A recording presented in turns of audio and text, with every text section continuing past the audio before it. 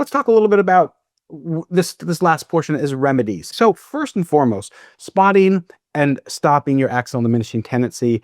Well, I have a tendency to be, you can imagine, a bit of a rescuer. I hate to see people struggle, and I need for things to go forward. And so when I see somebody struggling, I do have this tendency to rush in to save the day. And what triggers it, which is kind of the thing, once you've got the feedback and you know that you have a tendency to rescue, the next question is what triggers it. So for me, it's when someone misses a milestone, an important project. So what do? I jump in, I take lead on the project.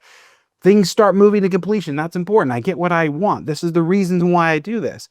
And also it makes me feel like awesome, actually, because I love to solve problems. But unfortunately, there's a consequence. Will people stop taking ownership of those challenges in the future because why would they need to? Yeah. On it. They're kind of wondering, look, why am I here? So this, when I realized this, I really started working on one multiplier practice. I was able to zero in on that trigger. And so when I saw it, I would engage and I would help, go to the board with them, get some movement on the problem, help them overcome inertia, but not don't solve the problem, Sean. That's what I learned. Help, get them back up, dust them off, get the bike maybe even out of the ditch, but they need to ride that bike home. You can't walk that bike home. And so we call this giving the pin back. So now I'm helping solve the problem, but I can see that we're winning. I step away from the board, give it back to the owner so they can move it to completion. Now, what do you get? Well, you get this, you still feel valuable because you were able to jump in and help, but now they feel this empowerment, they're confident, and you get the opposite result, which is the multiplier consequence.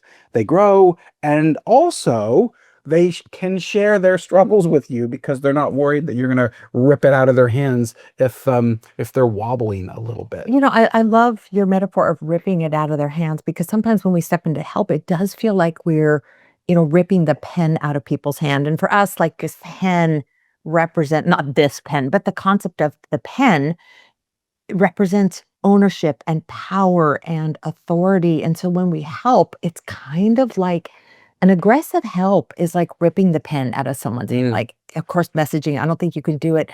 And I love just this notion of when someone's struggling, it's irresponsible not to help, but you've got to hand a pen back. And I like to think of it as, what is this? And like when I've done it well, and I don't always do it well, but when I've done it well, you've given someone the smallest amount of help possible for them to get back on track. Mm-hmm. It might just be lifting the bike out of the ditch, dusting them off. Absentee boss, because they may need a little bit of help out of that ditch. But the smallest amount of help possible, then now they've got the role to play. Right. And because when you give that smallest amount of help, it's saying you don't need a lot of help. You're not broken. There's nothing wrong here. It's not like you can't get back up on the bike.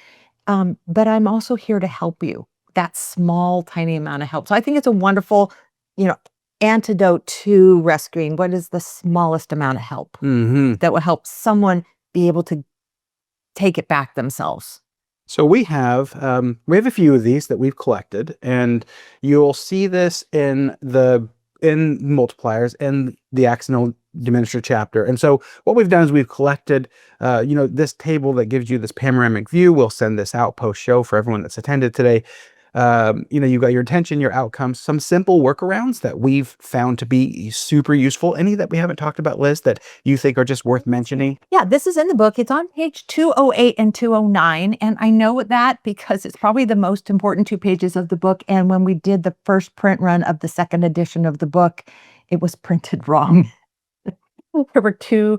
I get the book at night. So, the book comes, order it. That's the fun of it. The book's coming out. I open up the copy that, from Amazon. I open it up and I was thumbing through, and of course you go right to this spread, and I look at it and went, oh, and called Liz immediately. It was like, oh my gosh, what are we going to do? This was my first time around the block with something like this. There's 25,000 copies that were printed with the page 1 duplicated, and they ended up providing a little slip in, but it was a rough day. It was like, how can we get double print on the most important spread in the entire book. Yeah. So it's on page 208 if you have the book. It's here on the screen. For the idea guy, a holding tank. It's like, if you've got a bunch of ideas, write them down. Maybe you keep it in your notebook, your moleskin, or maybe for me, I put them on post-it notes and I put them on my monitor. And if a week goes by and it's just not that important, I actually have a box on my desk where I just kind of put them just in case, I don't know, I want to like walk down memory lane, but you create a holding tank for your ideas so that you are not disruptive to people around you. A little simple workaround for always on is say it once. Oof. Say it once and say it well. Oh my heck. This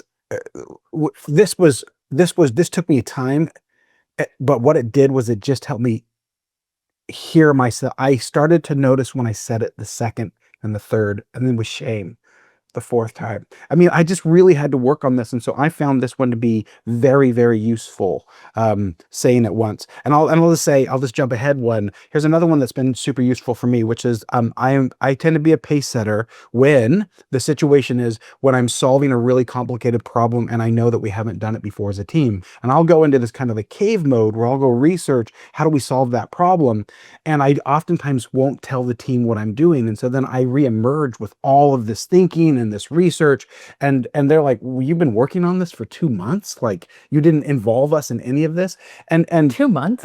and so now I've learned, like, oh, it's really important to stay in sight. So the simple question I ask myself is, on the projects that I'm really working on, am I within sight? If you like this clip, You can watch the full episode right here. click here.